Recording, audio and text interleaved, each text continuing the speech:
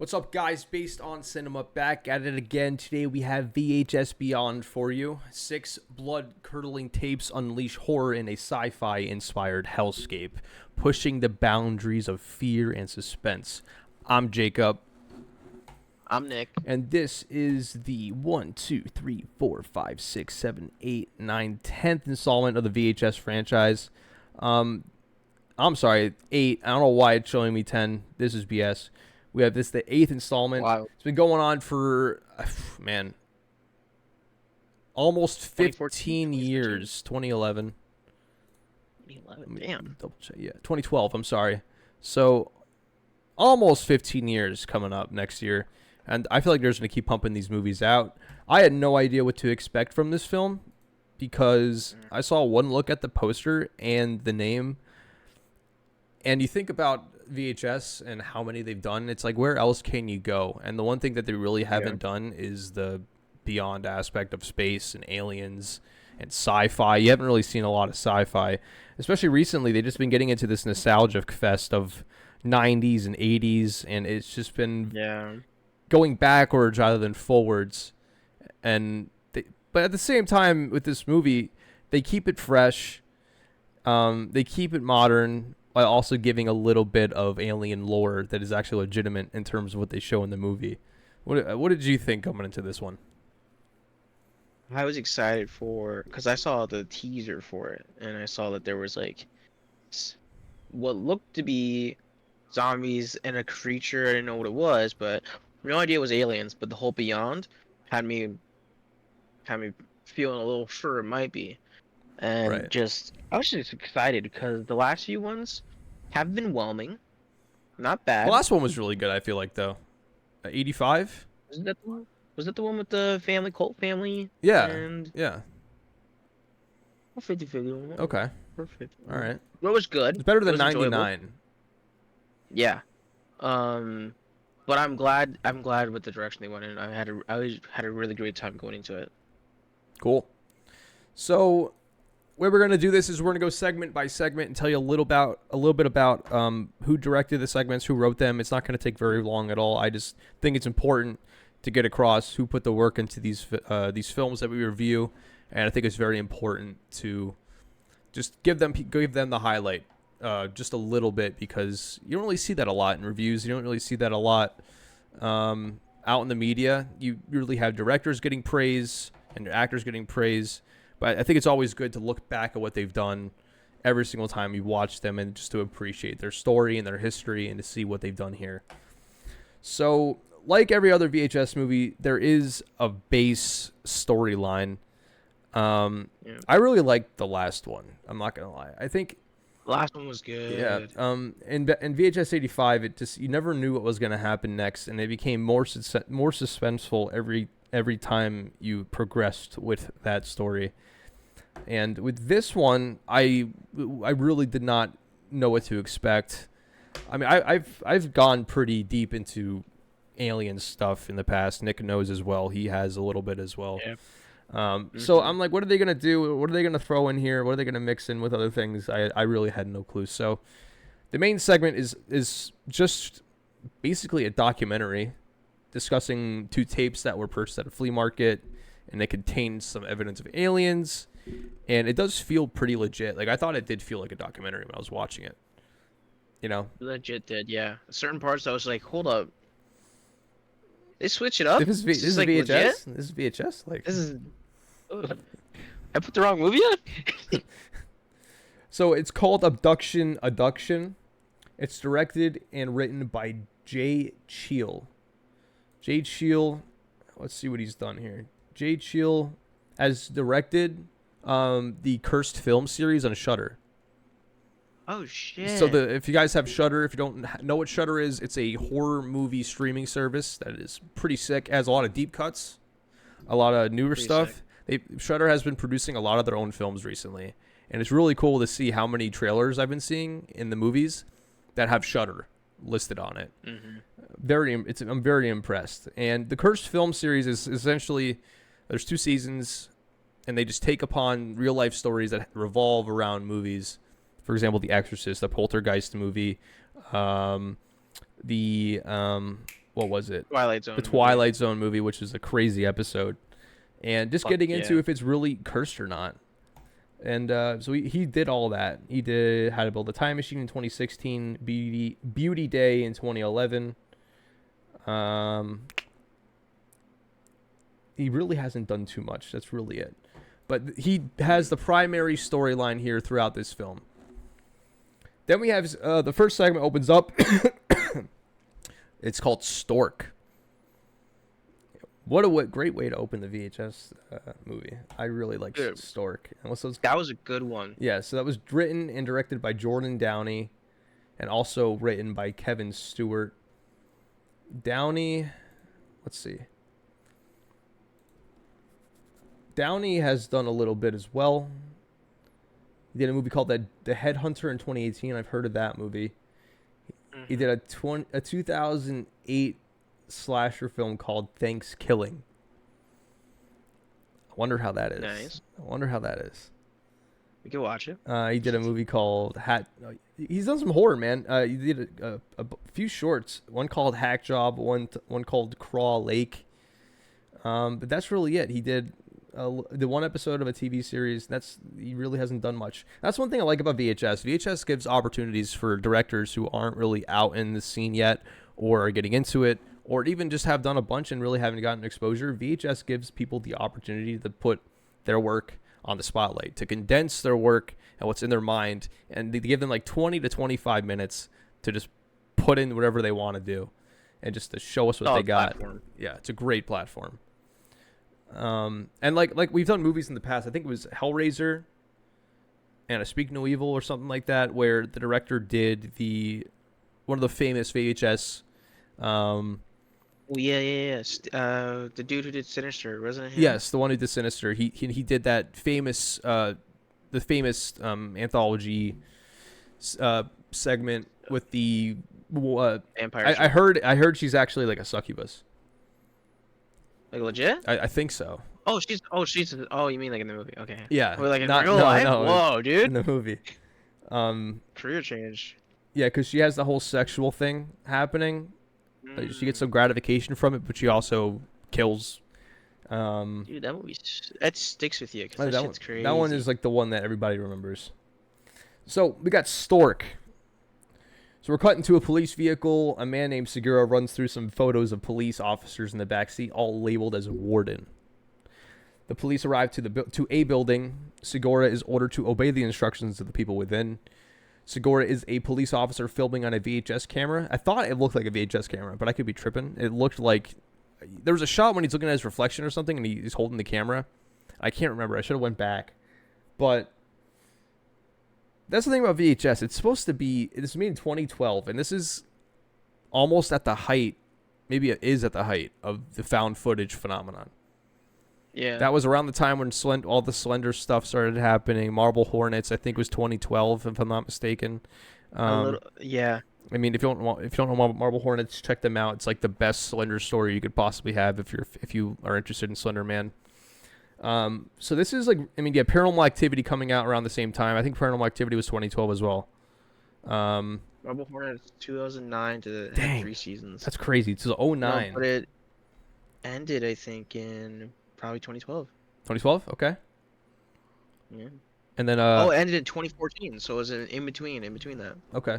The Paranormal Activity Paranormal Activity is 2007. So I think the found footage craze really was, I would say, it was already at its peak and perhaps going down.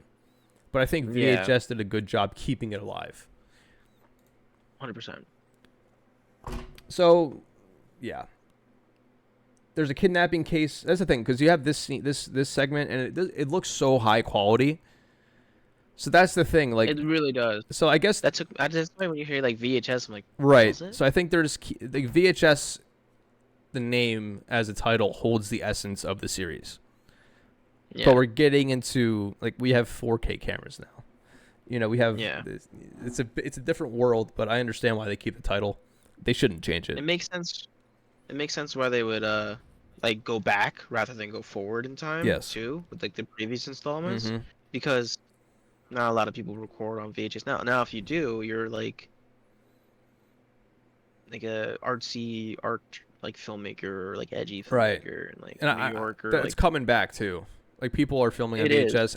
I myself want to get a was it mini 16 VHS, millimeter? VHS camcorder from the Oh, the 80s? DV tapes, Yeah. mini DV tapes. Yeah. Mm. I want to get one because I love the way it looks and I love film. I'll take film over high def any day.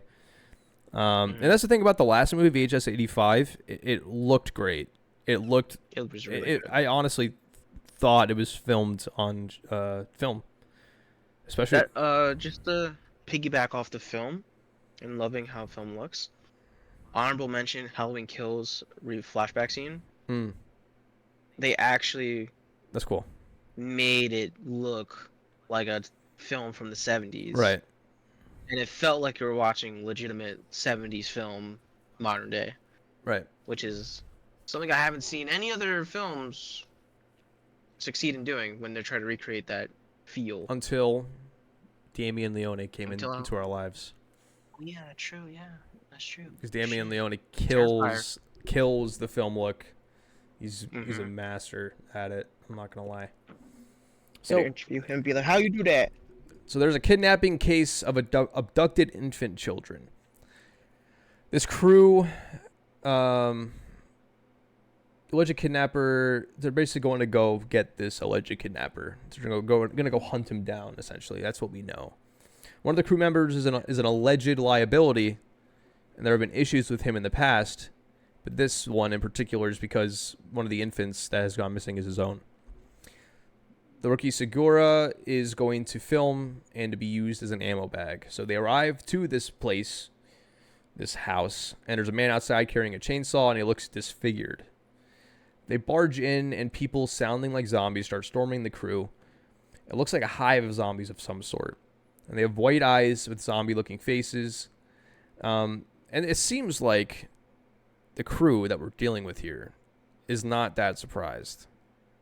They're like, yeah, because they just start fucking going. They're not screaming, freaking out. They're just Right. fucking going off. Going off. Blowing brains out. Right. Blowing like chunks out of these fucking dudes. Yes.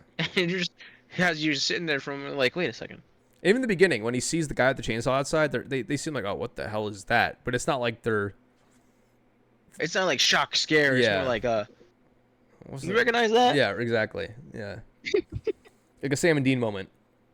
Yeah. Yeah. So have we killed one of those before? Right. I don't know. The fight looks rather directed. And what I mean by that is it looks more like choreography than it does fighting. Like, when you watch Terrifier, and the reason why we're bringing up Terrifier so much is because we just did all 3 Terrifier movies. We reviewed all 3 of them. So if you like Terrifier or you're interested in Terrifier, go check out our reviews. Last video. Last video. So it just looked a little too sculptured, like sculpted. That's the only thing. I'm being nitpicky, okay? I'm gonna nitpick movies. We're critics. What are we gonna do?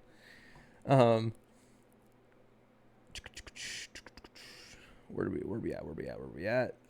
Bless you.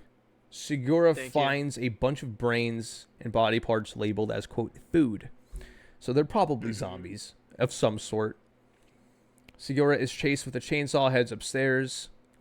The chainsaw wielder follows, but backs off. Segura finds a shrine with a sculpture that looks like some sort of deity with chanting behind it. It's not the first time we're seeing deities in VHS. This is, I think it happens like at least once in like the past 4 movies. I don't know. But it happens like often. Like the second one had a deity. I think the second one was the one we watched your house, and it was the one with the barn. It was snowing. It was like a cult. Right. Like cops were running in to fight them or something like that. And then one of the cops gets to like the attic of the barn and finds like all that stuff, and it's. Well, do you remember? So Do you remember cool. the second movie when they're in Asia in the school, Ooh. and then like the devil or like a demon comes from the pits of hell, and then like the whole school's like a cult almost. Yeah. And like some of them all this kill each walking other. around, like, fucking, Yeah. yeah. That I like that shit one. fucking- And because at the end, like it just storms up out of the school and it kind of cuts when it approaches the camera. I like that story a lot. That's a very memorable one to me. So we see this shrine. We think it's a deity. of some sort. Okay, and it's not surprising. I mean, it's a horror movie, but also like VHS is kind of known for implementing this kind of stuff every once in a while. So,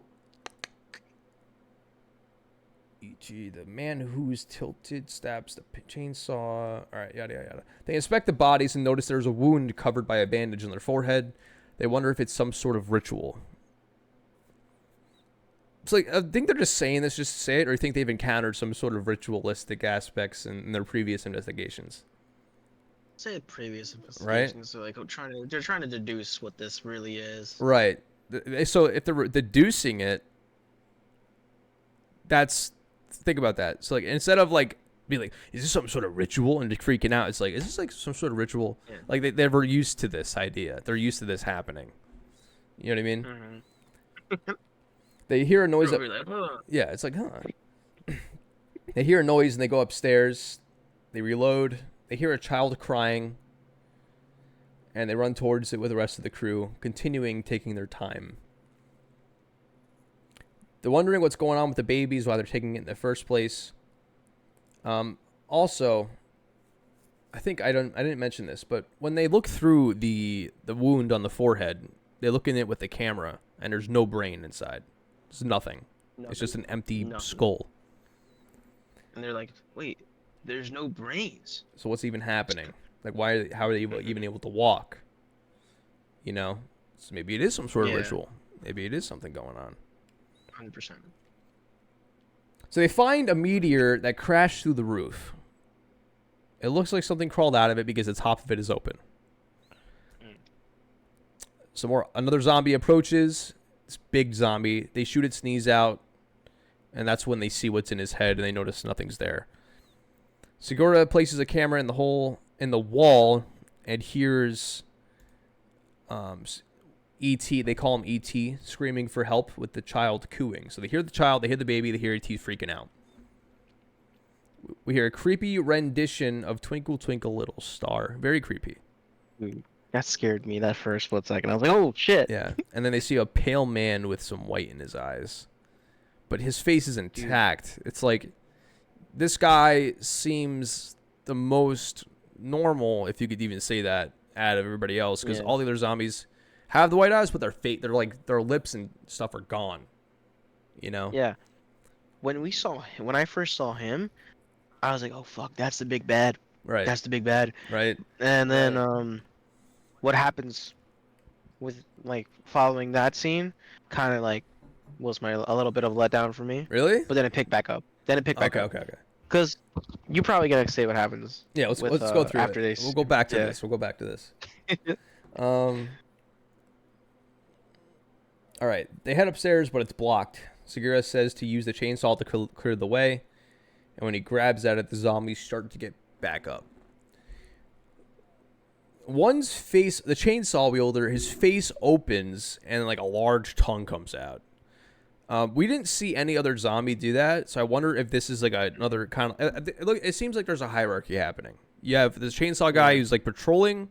He goes inside with the chainsaw, and then they shoot them all down, and they get back up, and the chainsaw guy has his mouth like expanded, and this huge tongue comes out. So Turn into Venom. Right. Venom. Where's Eminem when you need him? No, literally. The crew member starts to decapitate some zombies while others shoot them down once again. They cut through the upstairs and enter. We see the pale man from before carrying a baby. They don't shoot him. He continues to sing his lullaby. They discover another set of stairs surrounded with greenery. They ascend and walk through multiple cribs containing corrupt babies. Very corrupt babies. So they have the pale thing going on. And I wonder if they're making more of those. Maybe they're making more of that, of the main dude who can talk. Maybe they're making more of him or something. Ooh, okay. You know? The others just seem like more That was victims. the start of it, but now they're like... Right. Yeah. It's like a new breed. They find the animal deity, which is literally a huge stork. And he's feeding E.T. and then feeds a child in the crib. So we have a legitimate stork monster. Stork. Alien stork monster. Yeah, and saying that sounds absolutely ridiculous, but I liked it. Can I just say, I was disappointed when they just let the pale white dude walk into a room and disappear, and we never went back to that. Mm, that's true. Cause he didn't kill him. Right. He's still alive with the babies. Guess so. Stork, but like the stork, we see the stork Right. when they confront This is that. so weird. It's like when they confronted the stork, and he was. This is so stupid. It I sounds feel so like the pale white stupid. dude was scarier looking than the stork. Yeah, because the stork was freaky. It was this. It was scary. Like it was something else. Never in my years would I see a stork in a horror movie. Literally. So yeah, he feeds the baby. He feeds E.T. E.T. then approaches the men, and he's turning into a zombie himself, and then he's put down. And they just shoot him like nothing. They fire one more shot into the stork, putting it down. They just light it up, and now it's on the ground. Then Segura says, "So this is what it's like, hunting monsters." And the chief says, "Welcome the warden." So now we know for sure that this crew is not just a normal crew. It's a Sam and Dean ripoff. It's Men of Letters. It's the Men of Letters. And Segura is the newest recruit. And that's what Warden is. It's this crew of policemen who hunt monsters. Hell yeah. So yeah, they start to leave, and the baby in the crib, who was fed coos. The crib rocks back and forth as the stork moves once again. So this is interesting. The baby's still alive, and now the crib is rocking back and forth by itself. I don't know if that's just something they thought would be creepy, or I don't know if there's like a insinuation with the baby. I didn't notice that when that part was ending. Yeah, the crib just started I didn't even rocking know- like a good amount. I just remember seeing like static, and I was like, Yeah, it was rocking a good amount. Like a good amount. shit. Probably the white dude, the pale dude. I don't know. He probably still there. He's like, oh, my baby. As they start to He killed leave, my wife. they start to leave, and the baby in the crib, yada yada yada. So that's it. The crib moves. The stork tries to get up, and the officer stomps its head in. So I like this. I like this. You don't know what to expect as you're watching it. You know. Mm-hmm. I thought it was zombies, like some Reminded virus me- from space. You know. It low-key reminded me of Deadstream. Oh. Mm-hmm. Go watch Except with Deadstream. more guns. Deadstream's great. Go check It's it a out. lot of fun. So much fun. So much fun. There's moments when he's a little annoying in that movie, but the majority of the time he's just funny. It's like, what? You guys want me to stay? Yeah. That's crazy. Okay, I'll stay. You know, you just. It's like, if you leave, you'll lose like all your money. Okay, fine. Right. Okay, let's go. Let's go back to the demons. We're going back in. So now we're back to the. For us, it's like- It's honestly a really fun movie, and like if you like ghost hunting and if you're familiar with the streaming culture, I mean they do it pretty good. It's not like They did pretty. it's not a great film. Like it's not anything that special, but in itself, it's its own special thing. Yeah. Now we're back to the documentary. They go back to talking about this house that was purchased by some Asians. The house was built in the Victorian era, before the founding of the country.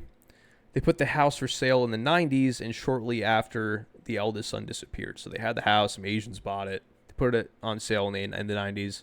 The eldest son disappears, and before this claims the house was haunted, or there were some sort of mysterious visitors. I'm saying Asians because they were Asians, and I just can't remember their actual ethnicity. But he claimed the house was haunted, and there were some mysterious visitors. The documentary crews say he didn't specify they were aliens, and the son wanted to record evidence of the strange events happening in the house.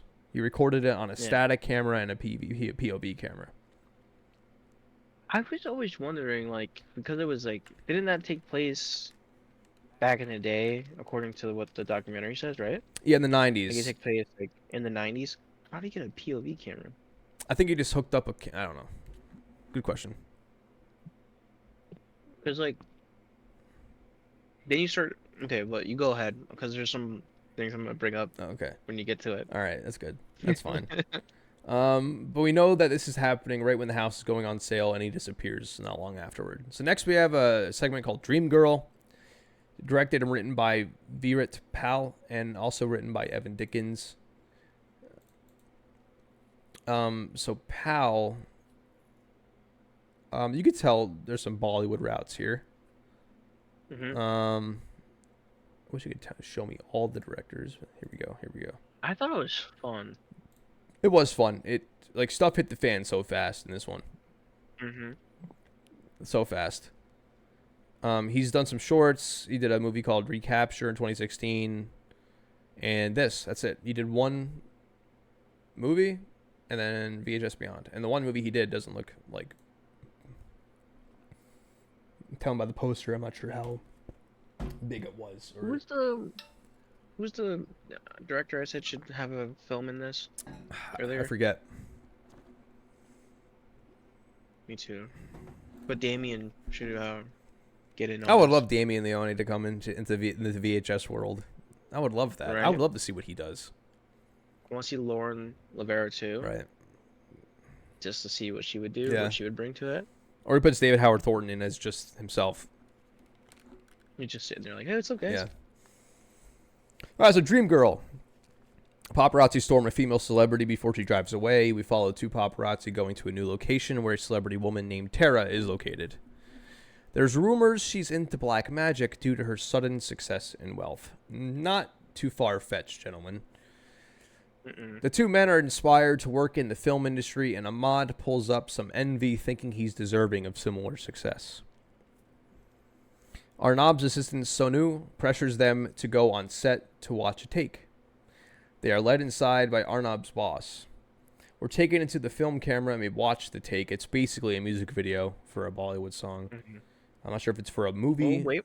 What's up? It's probably a movie. Probably a movie. They have a Bollywood. scene that's just straight music. Yeah, they do. Mm-hmm. That's what I'm thinking. I think it's just a Bollywood movie. Mm-hmm. Tara seems to be tired and they cut. Her manager is frustrated at the director for not giving her a break. It seems reasonable. Mm-hmm, yeah. Yeah. Like 20 plus takes. Like, come on. Like, come on, right? Without like performing. Yeah, it's not like she's some robot who needs a break. No. No. Robot. Yeah. No. After they head out and after when they watch the take, they head out and prep to catch her on video. One goes in the inside of the trailer and one goes in the outside. The guy on the inside goes in a closet. The manager enters with Tara inside and they talk. He gives her a pep talk. Kind of weird at first because like he gives her his prep talk and then he like caresses her face and like with both his hands. I'm like, all right, this is all right. Let me fix that real quick. Yeah.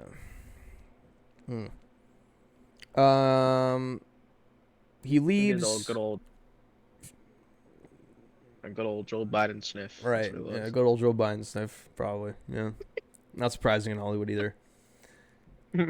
He leaves and Tara breaks down and cries. Arnab, who's inside, touches some translucent goo. You'd see on his fingers. With a face on it. Not yet. First he feels the goo and he's like, what the hell? It's like this clear translucent goo. Then he turns around and sees a face or a head inside of a bowl with the goo with some candles surrounding it. So he freaks out, makes some noise, bumps into something and is caught. Tries to apologize and explain himself. Tara doesn't freak out. She's like pretty calm. Super oddly chill about it. Super oddly chill about a guy. Oh, do you want a selfie? Right. She's like, do you want a selfie? And he says no, begins to leave, but stops to ask why she was crying. He asks why she's with her manager, and she says that he made her. He explains, that's interesting, just catching that now. Mm-hmm. Yep, he made her. Mm-hmm. All right. Just caught that. He explains that she makes everyone else. He explains that she makes everyone else's jobs for them, supports them, and everyone wants to be her. She says weirdly that she likes Arnab's face.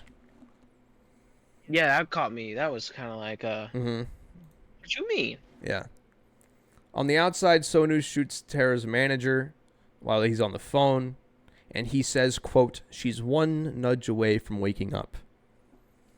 At first, I was like, "This has got to be some like."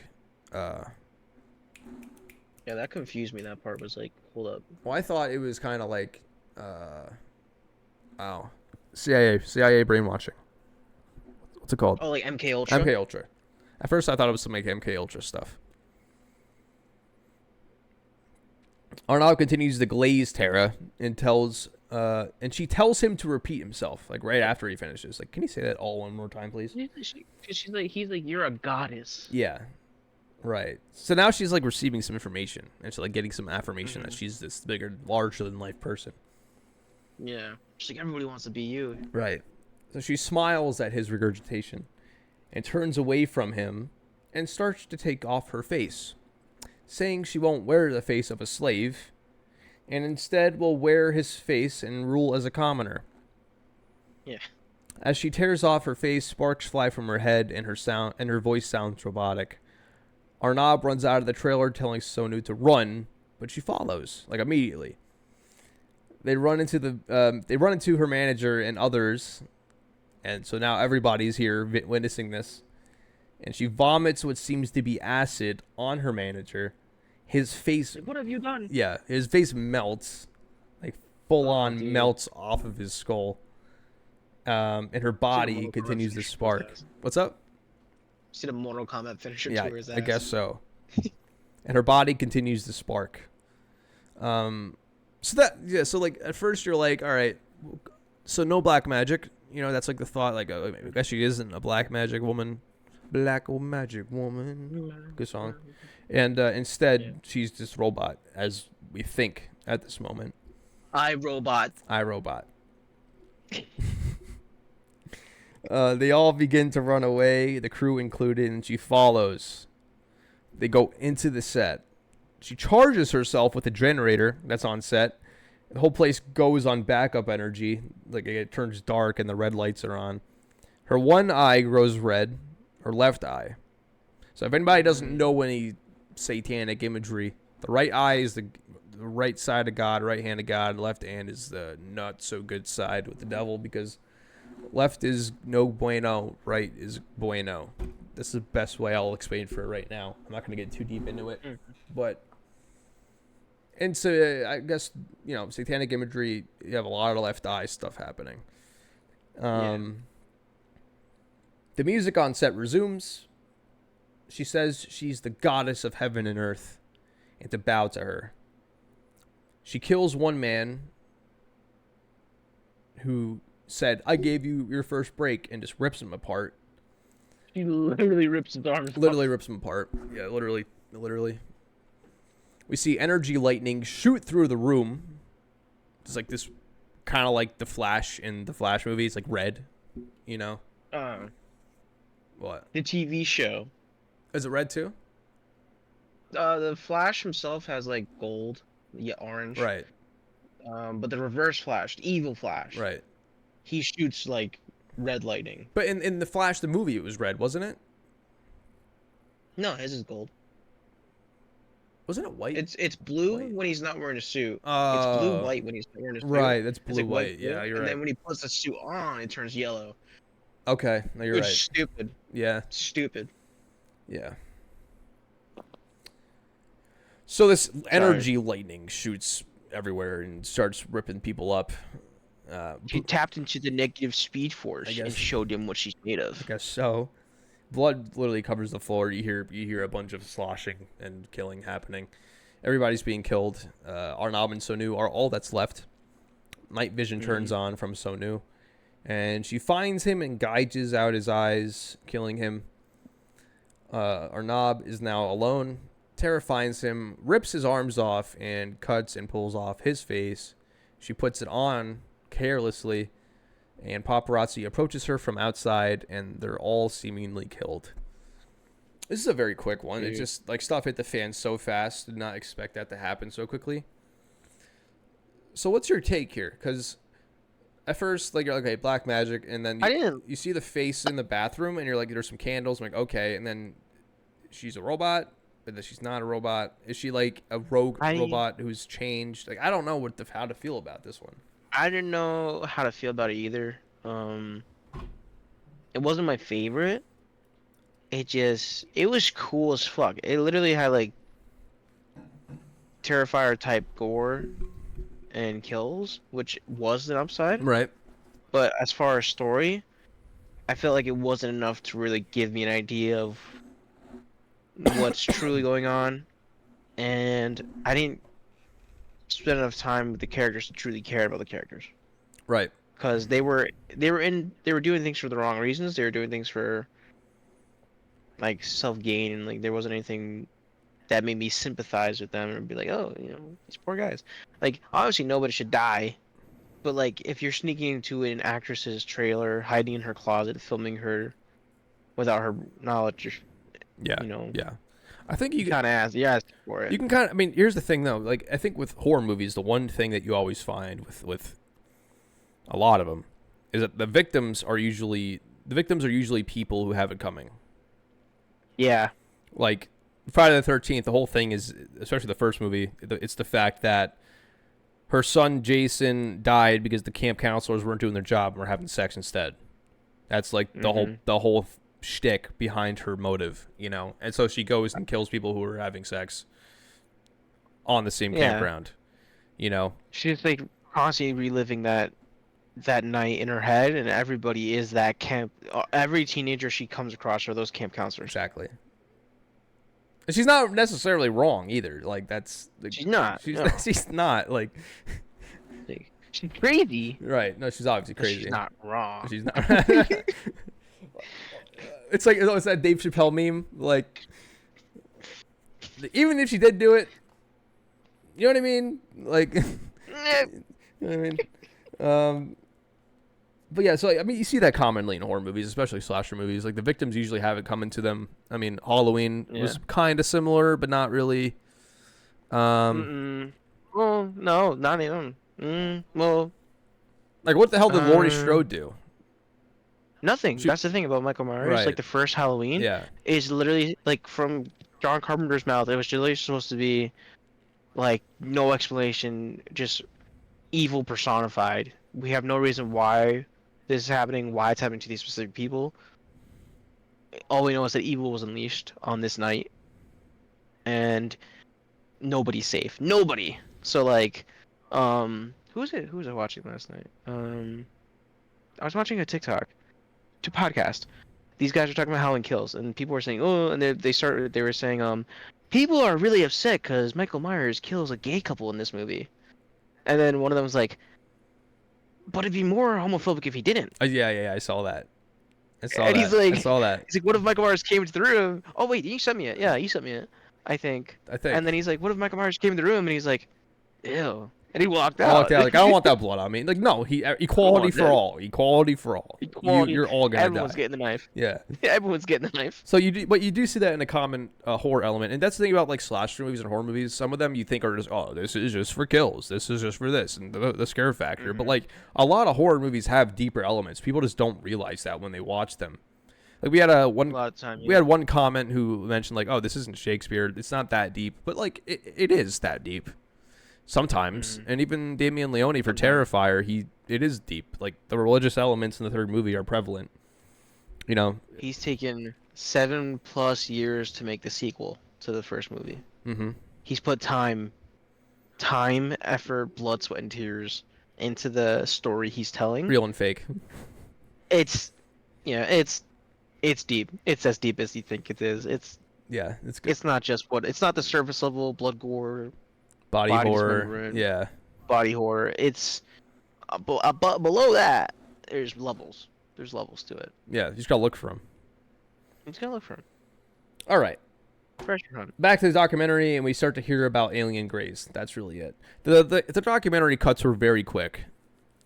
Yeah. It comes in and out real fast. Real fast, unlike VHS 85, which actually took its time. And you get to learn more about the yes story of it. Like I really would love to if they just released the overlapping film as just like it by itself, just one complete film. I would watch the fuck out of that. That'd be interesting because like they don't give you a lot to. I mean, like the alien craze has been so prevalent nowadays, so I understand why they went that route. But it's not like they're providing anything that's new. Yeah, no. It's just more of the same stuff. It just like executed really well, Mm-hmm. but it's like just more of the same, stuff that we've seen. Yeah, I just thought it was kind of Um, lukewarm. Like it was overall film like or the documentary? documentary part and how it kind of went in and out. It was quick. Yeah, It was a bit lukewarm. Like I feel like the I was documentary, whelmed. I was whelmed. Like the documentary element of it makes sense, and I understand it. I'm fine with it, but I think it could have been done better just because of how quick it was. But just it could have been more interesting. Like when they're showing Alien Grays, I'm like, okay. When they're showing the real footage that the government released, okay. When they were talking Right. about the case, that's a whole other thing. But like just getting into, I wanted them to push fucking buttons, accuse somebody of being a reptilian, mm, show us alleged video of shapeshifters, just something, do something. yeah, Show me Anunnaki recordings or like Sumerian possessions, hieroglyphics or something, something, yeah. some shit. I was like, but they're just like, yeah. So this guy back in the day was allegedly abducted, and then they show us Squidward evolved Right. Yeah. The first segment. Done. for segment. Yeah. So like literally all I wrote was back to the documentary. We start to hear about Alien Grays. That's it. That's all that they gave us. Documentary sucks. Next segment: Live and Let Dive. Oh Dir- jeez, Directed and written. this guy stinks. Oh brother, this guy stinks. It's in the background. Yes. Justin Martinez directed it. Let's see what Justin's done real quick. Skydiving movie. Skydive movie. Sick. He did a director called Tether. He did a movie called Tethers. Did a movie called The Woman in the Book. Interesting title. He did something. He did a segment for Southbound. Let's go. I want to watch Southbound. We gotta watch that. He also did a VHS segment from the original. Get out. Yeah, 10/31/98. Halloween 1998. Yep, very good. VHS. Sick. Thank you.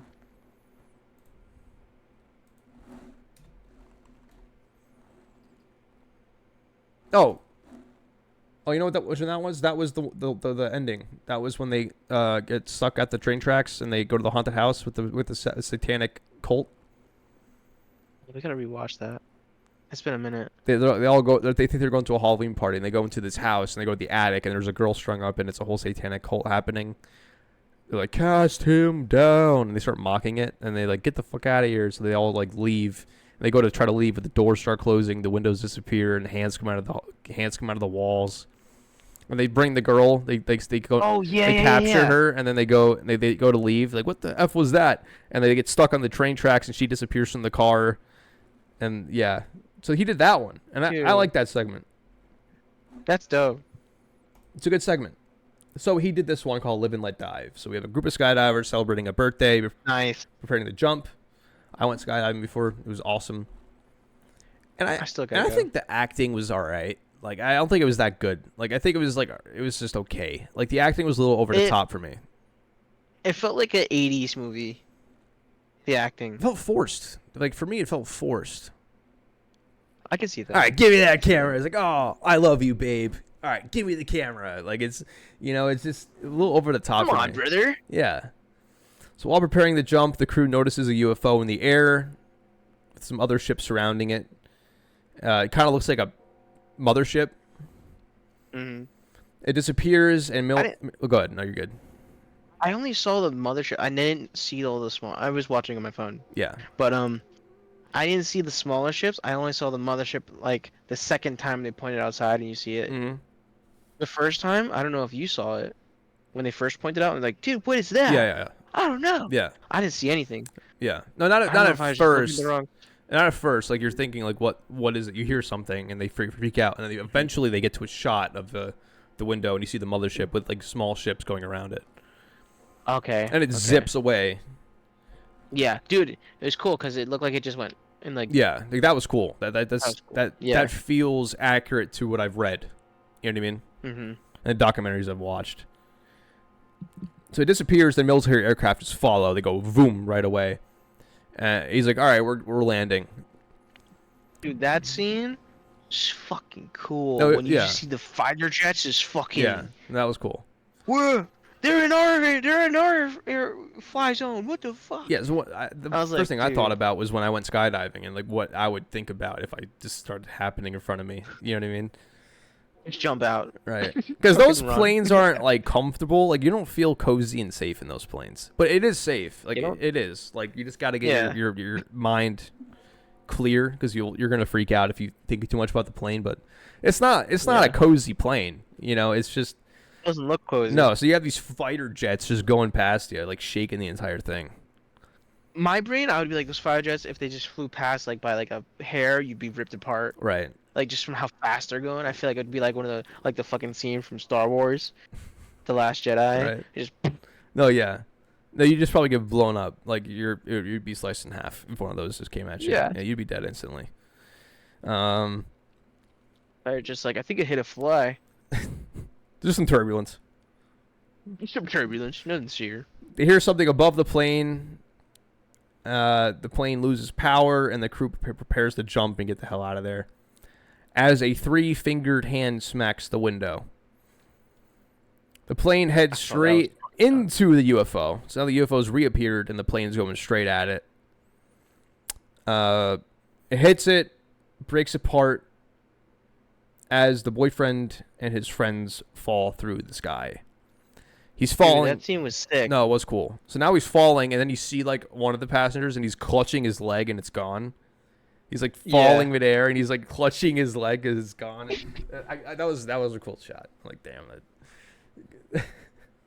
You're falling to the sky with no chute, essentially, and you're that I don't know. It just got to me. All you've got to do is hold your I leg. guess so. That's it. Yeah. The one on the back of the birthday boy seems to be unconscious as they continue to free fall because he's calling out to his friend.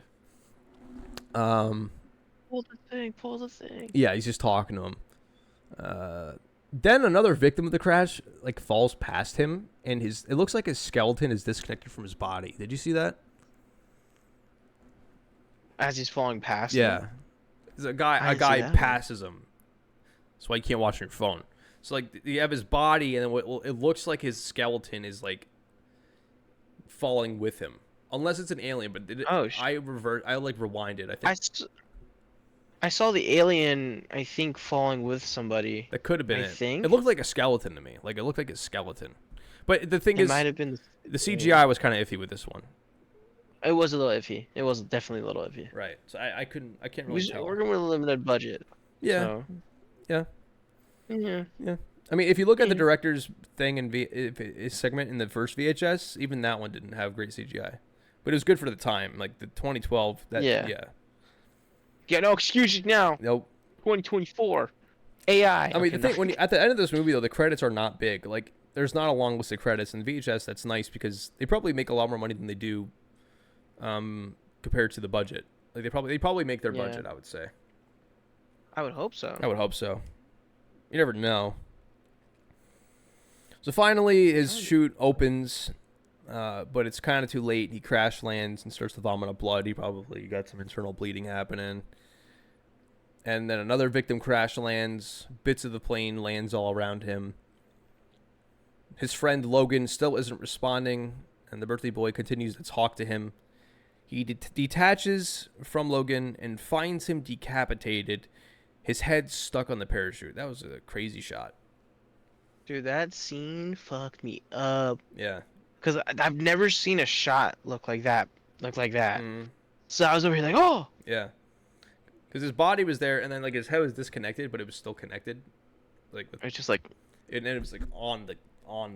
Mm-hmm. So I don't know if that happened when he pulled the chute. I think it happened when he... Or like before that, and then the chute I think just when expanded when they hit the ground, the wires just got all tangled and went... That's my theory. Because he wasn't But it talking could the have whole happened when time. he pulled it. Yeah, could have So it happened when he pulled it. Yeah. or he was unconscious, happened when he pulled it and it decapitated him, or he was already decapitated and I don't know.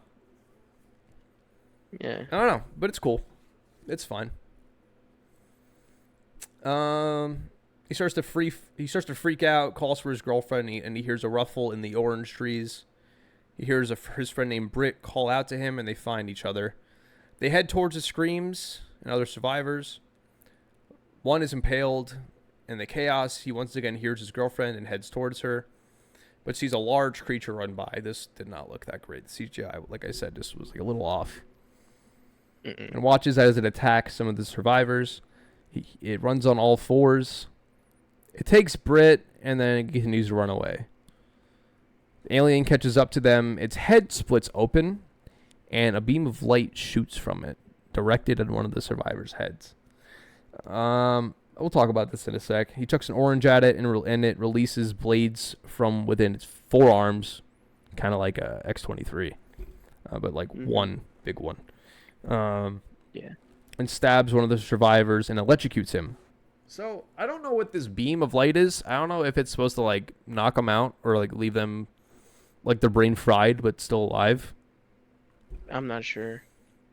I guess it's just like the shock factor. Like I don't know what it did. It was cool, but like one dude got beamed and then his head looked like it melted.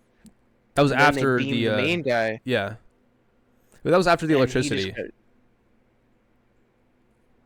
So they got beamed, and and then he got melted with electricity. yeah, because he got those spikes out of its arms, and then he impaled the body, and then it electrified him, and like his face melted off.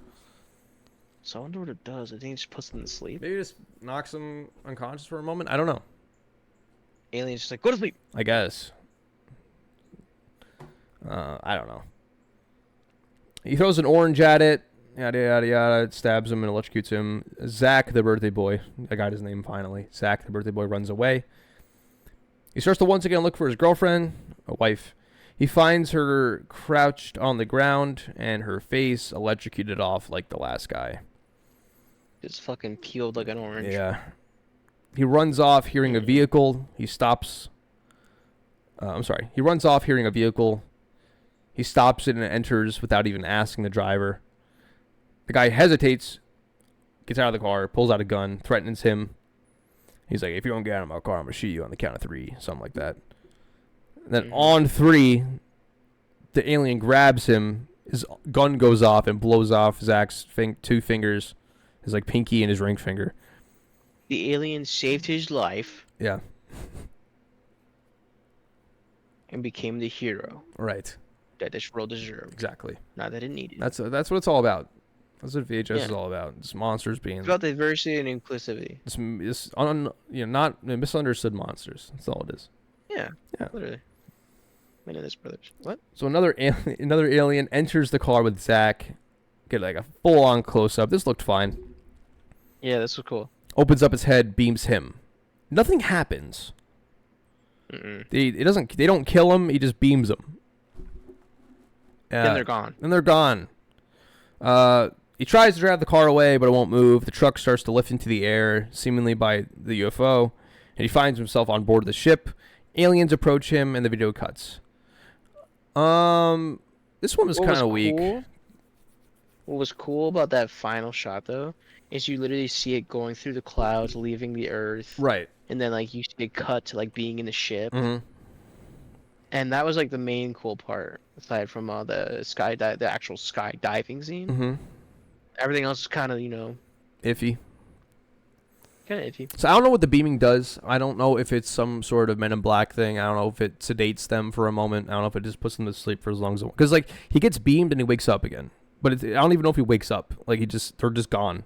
Maybe it's some Men in Black stuff. I don't know. What else gets me is, like, you killed everybody else. Why didn't you just kill him too then? Yeah. Why'd you leave that one person? Do they need a probe, like someone to probe or something? Like, I don't... In that case, they could have just taken the first person and left. Yeah. Then why kill all of them? It's like, oh, we got this one. Let's go. Or it's dip. Yeah. Your ship's still intact. It's not destroyed. Yeah. I feel like the ending was off-putting. Like, it was just you just hear him screaming and some stuff. I mean, I get it. They approach bright him. lights and then. Yeah.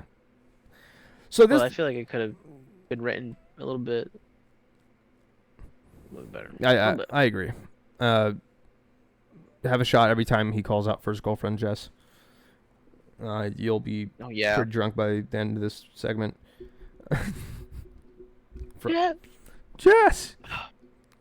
How many are we on? 70. All right, back to the documentary. They bring on a corridor visual, which Sick. is Shout out sick. to the Corridor Digital. Could you explain what Corridor Crew. visual is? So Corridor Crew or Corridor Visual, they are a VFX team of filmmakers. They're also filmmakers. And what they're most popular for right now is reacting to visual effects in films and television. And they have a very successful series going on their channel, Corridor Crew. Aside from that, they also do Stuntman React. I think they've done Directors React, possibly. That's cool. But they have Stuntmen, Stuntwomen React, but yeah, they're just really insanely talented group of guys who not only use their visual effects to help other people, help their business. Um, they use it to teach and show people how to do it correctly and how this industry might not be treating visual effects as a tool, but more of like just a little side thing that they could just use whenever they want to be lazy. But Right. it shows you the importance of practical with VFX, and I think their channel does a lot of good in terms of when people like to talk about bad VFX. They are there to basically say no, it's not them, it's the studios, Right. it's the people in charge of them, Right. and how it's affecting all that. But essentially, they're a talented group of guys who make videos on YouTube, and Yeah. if you they've noticed that 95% of you aren't subscribed to the YouTube channel, so if you guys would hit that bell. Little inside joke. But They're really great. cool. They're really great. Really cool, and it's cool that they brought them on to this documentary, quote unquote. And putting them in the movie is sick because, like Nick said, they try to evaluate special effects and CGI in films and TV shows just to identify how it's. Sometimes they do like how it's done, right, and then they'll recreate it. They'll like do like a recreation to see if they could do it better. And sometimes Yeah. they do it way better. And the reason why they were brought into this documentary is because they did a short little series, maybe 2 or 3 videos, where they actually debunked footage of UFOs, Right. like that was claimed to be real, and they got really big off that because the community, the alien community was like, you guys are fucking, you're part of it. You're just making up lies to make us look crazy. Right. But it's like they just did what they're best at. They just looked for the little things and were like, oh, that looks like it's a composite, and they like this looks like a visual effect. Right. And So I don't know. yeah, Did they take some of those clips from their channel into this vaguely, or I think I think they did. they didn't. I don't think they used it. I think they took some clips from the reaction video they did of watching the stuff, and like they took some of the videos, like some snippets from their actual video, Yes. like debunking, Right. and they just inserted when they were in there. Exactly. They didn't use it as like, oh, Yes. this is Yes. yeah. So it's a great plug for them, and it's cool that they have them breaking down some of the videos to see if they're fake or not. This is the second YouTube channel that I know of personally that's been featured in a horror movie. Mm-hmm. First one being we watched the movie with Grave Encounters 2. Yeah, man. Sick. Sick. Yeah, I forget about that one Shout out once to in a while. watch it. Yeah. So next segment, which is probably top 2 for me, Fur Babies. So directed and written by Christian and Justin Long. Do you know who those people? Oh shit! You know who they are? Justin Long. Yeah. You know where else he's from? Where else?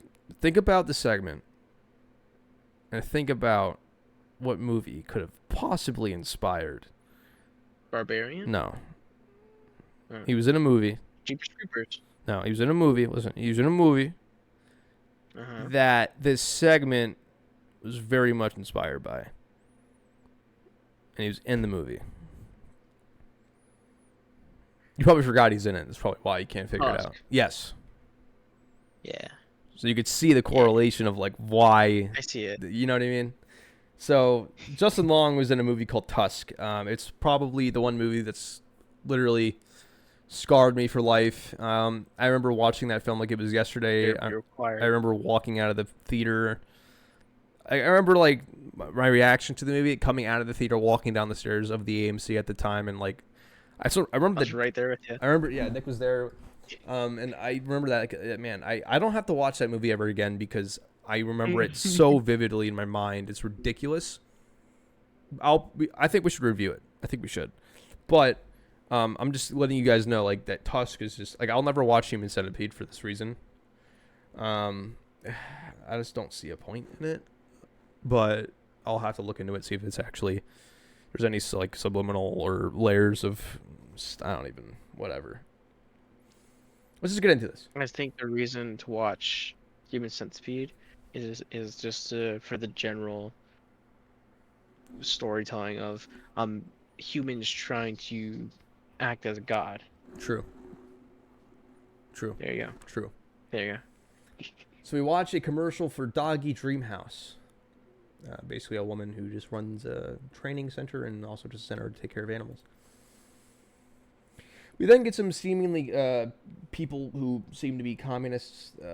They want to take down. They have that one flag of that person. I forgot who it is, but a lot of communists have that flag if they want to be communists. I just forget the name of who that person was. But basically, they want to take down Doggy Dream House and its owner. They see some stuffed dogs on her fireplace. They don't like it, and they basically go to fake a meeting with this woman called Becky. So they got two of the crew people, one a woman, one of them a man. They're employing as a couple with the dog, and they want to check it out. So it's a fake meeting, and they hide a camera in the doggy pouch. So we see another camera shooting them, which Becky knows about as she looks into it. She kind of shoos him away. So Becky shows the couple her stuffed dogs that were once hers. She tells the story of one of them that's not on the fireplace who, quote, sacrificed himself for her against an attacker. Looking back at it, I think I can make some connections. Becky eventually notices the camera. You can tell, like, her face changes very specifically. I like this actress a lot. Like, her acting as this normal woman does a great job. Her acting as a crazy woman does a great job. She was eerie. Yeah. So even from when she got serious for that split second, right, she went exactly, and then back. I was like, dude. Yeah, she was good. That was great. She notices the camera. Yada yada yada. They see Bo, who looks disabled ever since his quote accident. After Becky said that she lives alone, so she's lying. She doesn't live alone. She takes them into her basement, which looks like Art the Clown's lair. Yeah. Essentially. She's got all these instruments and these surgical instruments. Doodads. Doodads. She's got some weird knickknacks down there.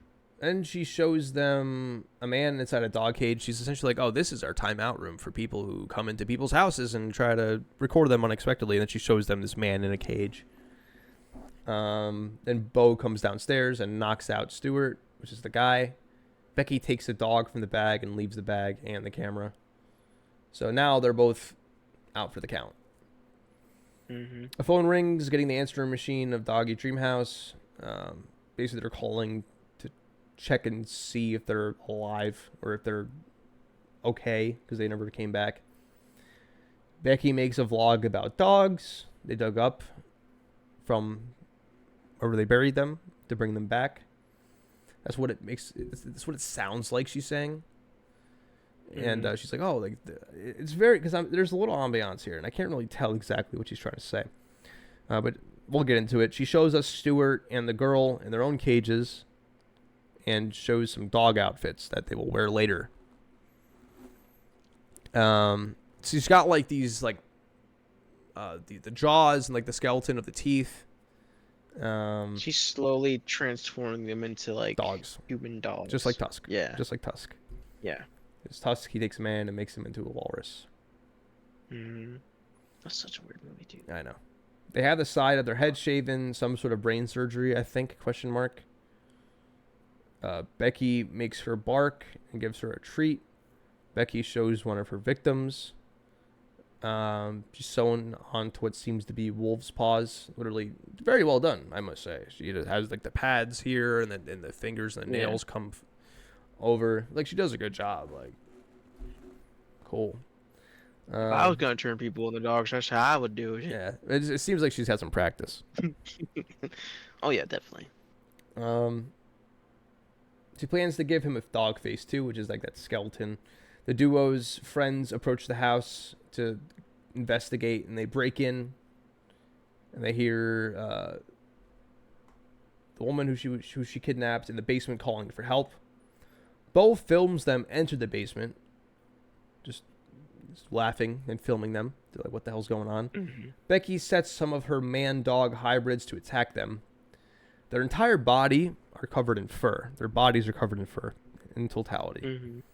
They got a tail, they got claws, and they just rip them apart. And like wolves, really.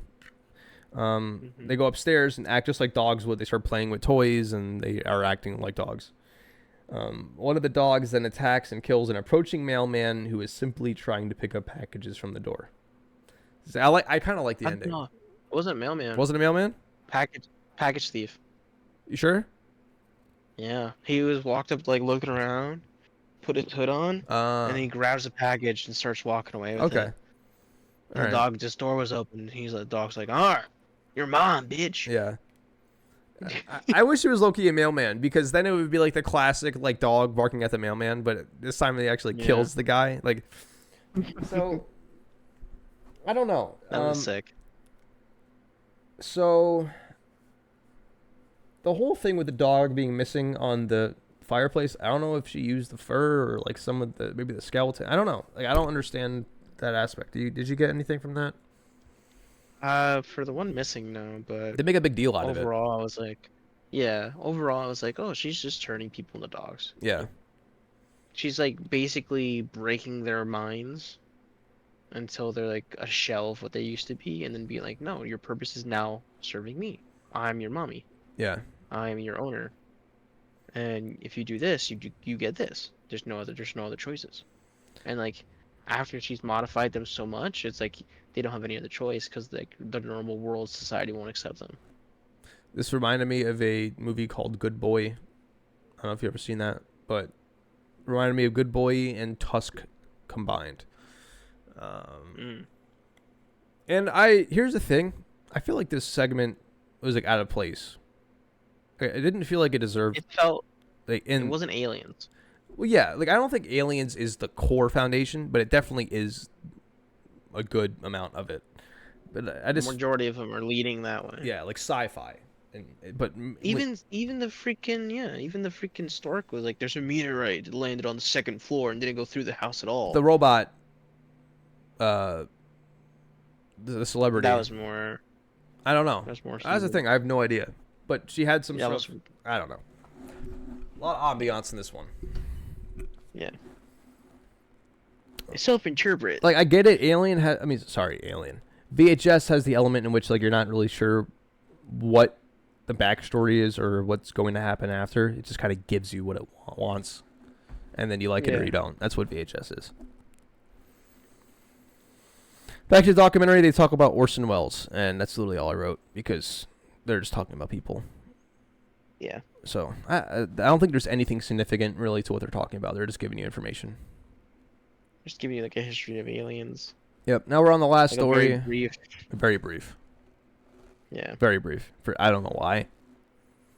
That's the thing. Like, I don't think that was necessary. I think you could have had an element like stowaway that's happening, like this last segment where you have somebody investigating, and like a team investigating something, and that you know, that main segment is a team investigating this, and then like the stuff goes crazy. Stowaway was the overlapping film. I would have been cool with that. Right. Yes, that's what I'm saying. Like this Yeah. Stowaway could have been fine, or just like a Stowaway on steroids. Yeah. So Stowaway is directed by Kate Siegel, written by Mike Flanagan. Oh shit. Yep. So Siegel. Mike Flanagan, Mm-hmm. the future Exorcist director. Exactly. So Kate Siegel did a lot. People know her from Hush. She played the main woman. Oh shit. Yeah, she was also in Midnight Mass, the TV series, which I haven't watched yet. She was in The Haunting of Hill Same. House, which I have seen. Same. Did a bunch of miniseries and TV. Hawaii Five-0, The Haunting of Bly Manor, Gerald's Game. She Haven't was seen that. Gerald's Game. Need to see that. Ouija, Origin of Evil. Saw that. Good. The Mob City TV series, a movie called Demon Legacy. She was in Oculus from 2013. Damn. She was in some old I just shows realized. like Castle and Numbers, Ghost Whisperer. As soon as what's her name? Amy Pond, Mm-hmm. Karen Gillan finished with Doctor Who. She went straight to Oculus. Right. Yeah. I remember her in It's that. wild. It's crazy. So, I think the reason why she has Mike Flanagan in here is because they've been in some stuff before. So, he directed Midnight Mass, the show. Yeah. He directed The Haunting of Hill House. He did Doctor Sleep. Shout out to Obi-Wan Kenobi. Shout out. He did the TV show The Fall of the House of Usher, Space Jesus. The Midnight Space Club, Jesus. Space Jesus. Did The Haunting of Bly Manor as well. He directed Gerald's Game. He directed Ouija, Origin of Evil. Mhm. He directed Hush. So, like, they literally have a history, these two. Yeah. They've been in it for almost a decade. They've known each other for a decade, worked each other for a decade. So, There's no one I trust more than Mike Flanagan to give us and deliver us a story worthy of Exorcist. yeah, because the last Exorcist sucked. Exorcist Believer was horrible. It Bad. took away everything that Exorcist made itself as Exorcist. Like, we could do a whole rant about Believer, honestly, and Respectfully declined. that video will be 2 hours long. I'm not buying what they're selling. No. Try that in a small town. Yeah. Try that in a small town. Put your mic a little closer. Yeah. Thank you. You're good. All right, Stowaway. A woman named Haley makes a video A woman named Hallie makes a video talking about the desert that she's in, which is an alleged UFO hotspot. She's probably in Nevada. And some of the stories that take place there. She gets eyewitness testimonies. She states she's making a documentary. She talks to another eyewitness who tell her a ship landed nearby. She talks about two others who tell her a similar story.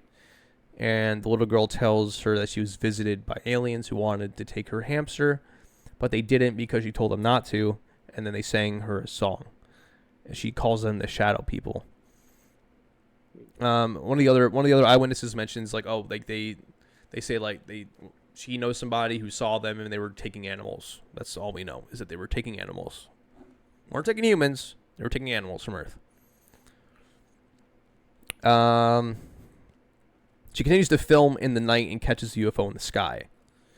We cut back to a small girl on her birthday. There's these clips in between of like a small girl on her birthday.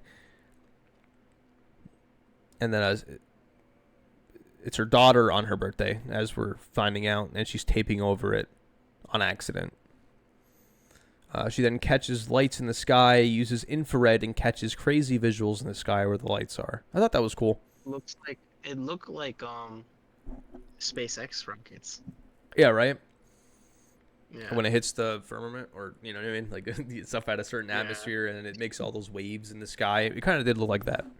Yeah. But I thought it was cool. Like, the camera work, and I think this had probably the best visuals. I think so, This too. segment. It looked the best, It did. in my opinion. Like in terms of VHS. Yeah, Like VHS right. looked the best. She then catches lights in the sky using infrared, sees the visuals. One light breaks off and lands nearby. She goes to investigate and follows its trajectory. She drives and stops and sees a light in the distance. She approaches and sees alien footprints on the ground, like one of the eyewitnesses has. She approaches the orb. It's just this big orb that has a light within it, and it's kind of like skin. That's the best way she explained it. The orb also reflects her camera light. She approaches the orb, and a doorway opens. She hesitantly enters. There's these strings that are on the walls, and she finds some sort of organic structure within. She touches one of the strings, and it makes a loud noise, kind of like a bell or a gong. And it cuts her finger, and she says it's like razor sharp, and she barely touched it. She had like a theory that the aliens probably have better and stronger skin, which is why she, cut hers, and why it's probably some sort of mechanism that controls the ship. Some things from the ceiling float down and approach her and heal her finger. She calls it microscopic nanotechnology, which makes sense. Yeah. She hears an alien nearby and approaching close. It sounds a little robotic. That's what I got from it. It sounded that way. It probably, maybe like a hybrid or something. Yeah, like a hybrid or something. She uses her infrared to see in the dark, and the infrared, I think, in the interior of the ship and like the filming with the infrared looks really cool. The whole way through, it was very much like eye candy. That's badass. Yeah, very much like eye candy. It's very. When I was watching, it reminded me a lot of our when we would switch to night vision on the camcorder. Yeah. Yeah. Yeah. But it looked good. It looked great, and the fact that it was black and white. I know it was infrared, but I love black and white in film. I'm a sucker for black and white, and this is essentially just turned black and white, and I was cool with that. It made me more drawn to the screen. Go check out our black and white remastered version of The Doc. Yeah. Video link in description. Go ahead, Jersey Journals Productions. Got a link in the description below of The Doc 2018. I think it is. I think. 2020. I forget. 2022 remastered. 2023 remastered. Black and white. Stabilized. The organic pod she saw earlier glows, along with the strings. The alien walks around making noise and touches some of the strings. It disappears, and Hallie states that it has entered a pod of its own, and it went to sleep. She's like, oh, this is probably where they stay in to travel, because if they stayed out here when it was going to light speed, they all be crushed, yada, yada, yada. Yeah. Some structures are seen in the walls, some light structures. She touches another string, and it gets healed again. However, this time, she has a long, animal-like finger. She notices some animals on Earth being kept in the ship, like an octopus, a spider. The lights on the walls pulsate. The ship makes some noise. She decides to leave, but the door is nowhere to be seen. The noise becomes faster, and the ship launches with her stuck inside. This was cool. Yeah, this part was sick. She then goes unconscious and starts to levitate with the camera. The nanotechnology approaches, and then we get a shot from Earth from outer space. I loved this shot. The shot of... So cool. It reminded me of, like, 50s sci-fi. Yeah. Like, what's it called? Like, Twilight Zone. It really reminded me of, like, old Twilight Zone. That's what it reminded me of. It looked like... I like that. It looked like old oil paintings that they would use back in the day to make it look like outer space, but it wasn't. You know what I mean? I wonder if they did that. Yeah, right? They actually used, like, that effect, yeah. That would be cool, because it looked like it. That'd be sick. It looked, like, identical to from what I've seen in, like, classic horror movie... classic, sci-fi... movies from the 50s in the Twilight Zone. It looked very similar. Very, very similar. But, like, her body is essentially, like, ripped apart because her theory was true. It traveled. She was not safe. She got ripped apart. Alien was fine, presumably. So... Yeah, she literally went through, like, hyperspace, like, 3 or 4 times. Yeah, because it zipped... You see her body just go... Yeah, it just went boom, and then, like, she's in space now. And then, like, things are floating around. Nanotechnology comes down. We get the shot of Earth. Looks beautiful. Hallie wakes up, and the nanotech has healed her arm. She addresses the fact that it makes sense why the animals are kept here in the substance, because the substance allows them to be safe. I think I moved too fast here about her getting healed and getting blown apart. But this time, she's just checking out the beauty of the situation. Then the ship launches at light speed, and she's whipped across the ship. So now, like, the shot when it goes into light speed and just like travels and goes boom, that was cool. Sick. It was really cool, and her getting smashed, like, it made sense too, and it just. That's the thing about this one. It was very well done. This one, especially when she gets on the ship, like it's very well paced, very well done. Eye candy. Here's a close, like when you snap it in the middle, you shake it up real fast. Right. Yeah. So the nanotech starts to surround pieces of her body that is floating around the ship. We hear her making noises, and then we get some close-ups of her face healing. We see her body. Please no more. Yeah. Please no more. We see her body is fully transformed. She has multiple eyes, spider, a tail, long fingers with long nails, many teeth.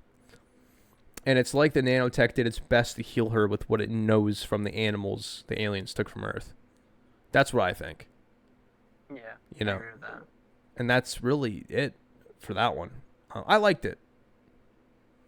Lost in space. Yeah, people could think it's a little underwhelming, but I thought it was cool. Like I thought it was good. Like there wasn't an element in which the aliens were bad. Like they were just taking animals from Earth, and she was the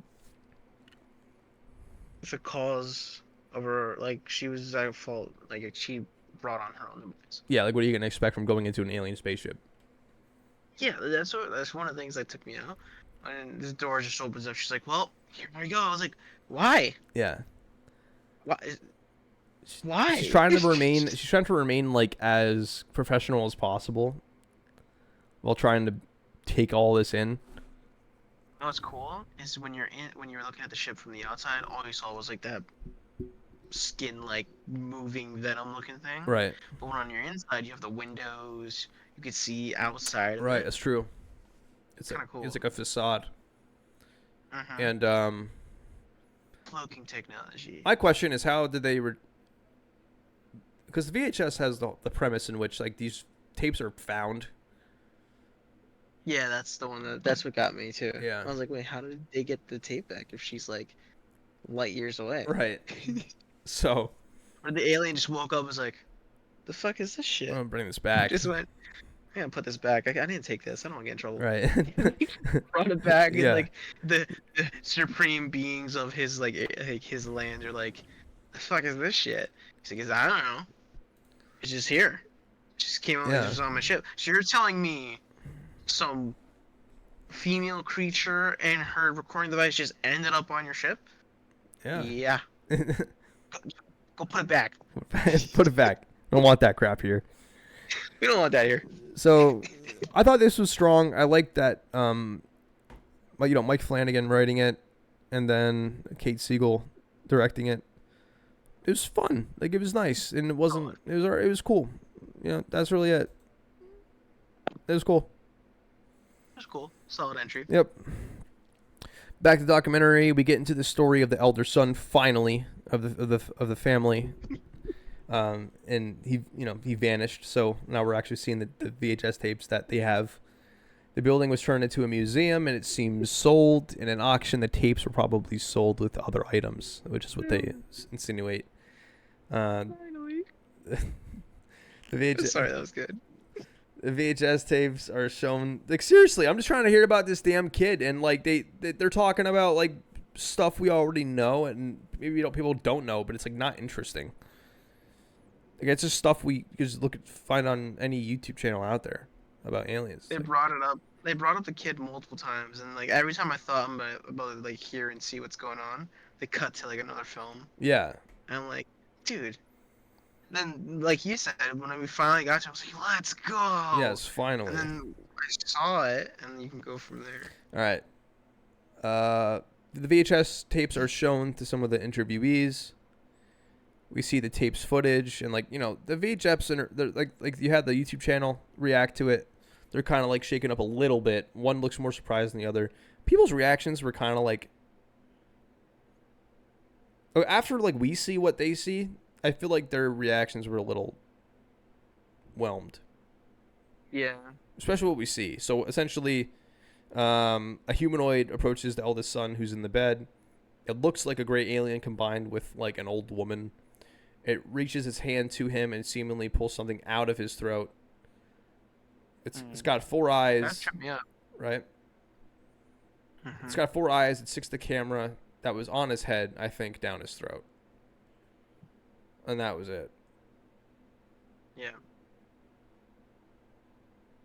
The initial shot of that scene where you see the shadow of it against the Yeah. spaceship lit window. I'm pretty sure that's a spaceship light behind it, Yeah. like lighting the back window. Right.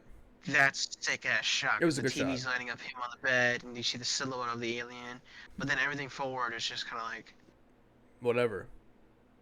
okay, Like, all right, if I saw that footage and like if I'm in their shoes and like this is a legitimate VHS tapes that they found, yeah, I would be pretty freaked out and I would have a bigger reaction. That's one thing. yeah. Two, somebody would have to have gotten the footage and put it on VHS tapes. At least the POV.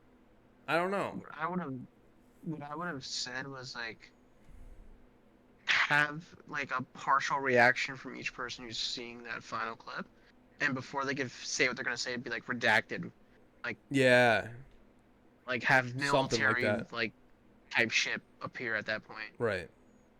and be like, oh, it's a whistleblower. Somebody whistleblowed and released these to like this documentary team. Yeah.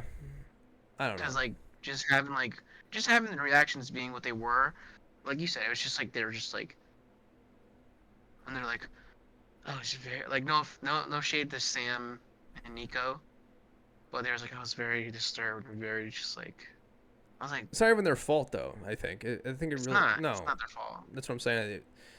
The whole foundation segment just didn't work for me. It was Mm-mm. bland. It was kind of boring. And then even when you finally get to the payoff, because the payoff is really it can't.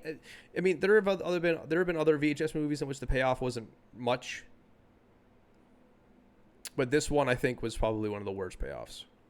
It fell the flattest. It fell Flattest. the flattest. Yeah, and coming off of VHS 85 with a ending of a really built upon and well paced back like foundation story. The Yeah, payoff of VHS 85 was nice. it was Was nice. seeing It was also an alien. it was also an alien. That should have been the foundation of this film. Yeah. You know, it probably inspired this one, but like the payoff to the previous movie's main storyline was a lot more entertaining and satisfying than Hmm. this one. I was very entertained Yeah. by the last movie, especially with the ending and just that story. It's very interesting to see how that. That's the thing. Like all this was bits and pieces of information that a documentary crew gives us. It's very base and loose information, and the last movie gave us a very concise story with very good acting and just interesting elements that you had no idea what the hell's going on, and you're intrigued and it's suspenseful, and the ending has a great payoff. It's a little bit like what the hell, but it was fun. Like it was entertaining. But It's this like you is go to a restaurant, order like a T-bone steak, they just bring you the bone, right. Yeah, no steak. right. Where's the meat? just whatever. Um, I don't really got much to say about this movie. Um, the store. As a whole, or just What was your favorite in general? Like what aside from that? What's your favorite segment? my favorite segment was the Mike Flanagan written one. The last one. I'm calling that one Lost in Space Okay. because I don't know the actual title of it, but I'm calling it Lost in Space. That's my favorite. Mm, I think I'm gonna go. Bless you. I think I'm gonna go. Thank you. I don't know, man. I really liked Fur Babies. I really liked the first one. I like how Fur First Babies one is was dope. like. I like how Fur Babies was like a callback from Justin to Tusk. It's like, y'all remember that when I got turned into a walrus? I'm gonna go with Stork. I Okay. think it has the most concise story that has the most amount of sense with It enough. was cool. Yeah, and it's not like Dream Girl or Fur Babies, in which there's certain things in it that just doesn't. There's things said that don't lead anywhere. No payoff. No, there's not even a payoff. It just doesn't lead anywhere. Like it, the dog's missing from the fireplace. Okay, that's you know what I mean. Like there's nothing there. Yeah. I mean, The only thing I could think is if they use that dog's body parts right. to Put on the girl or transform someone something. into that dog. Probably. Yeah, that's the only thing I think. But like, it doesn't really say that. At least not that I remember. Yeah, Um, but I agree with you. but I think Fur If I Babies. wasn't gonna pick Go ahead. Go ahead. No, you go ahead. Lost in Space, I would have went with Stork. Yeah, Because it's like you said, it's concise. There's like it gives you just enough information to know what the fuck's going on, and it doesn't leave out things that are important to the story. it's true. And by the end of it, you're like, okay, this is what this is, what I thought it was, and this is why these people act the way they did, because Yeah, this is how they do things. I'll go with that too. Then yeah, I think I'll go Stowaway as well. You're right. It's just the most concise and consistent, visually appealing, kind of scary, and then just intriguing all around. And I like how it's not your typical alien horror shtick. Exactly. You know, so Built different. VHS Beyond, fun time. Main story kind of sucked. A few good ones and a few not so interesting ones. You're always gonna have a hit or miss when it comes to Yeah. VHS movie. So I'm gonna give it. So it's a guarantee. I'm gonna give it a 3. I'm gonna give it. I'll give it a 3. 3 it is. It's comfortable. I don't think it's. I think if the main story was better, I would give it a 3.5. It just didn't I think give me much. it didn't. It didn't. I would say 3 because more, mm, majority of the films were fun, Yes. and only a handful felt a little, Bless you. let's say a handful. Thank you. Let's say a handful, but a few of them could have been a little bit better Yeah. in terms of like payoff or just details that could have Yes. been there that weren't. Right. But overall, solid entry. Like Dream Girl could have been longer. Like, give me more Yeah, of that. You a know. little bit more context. Yeah, a lot more context. Because he did say, "Oh, I made you," and he quite literally could have made him. And like the AI in her is like snapping.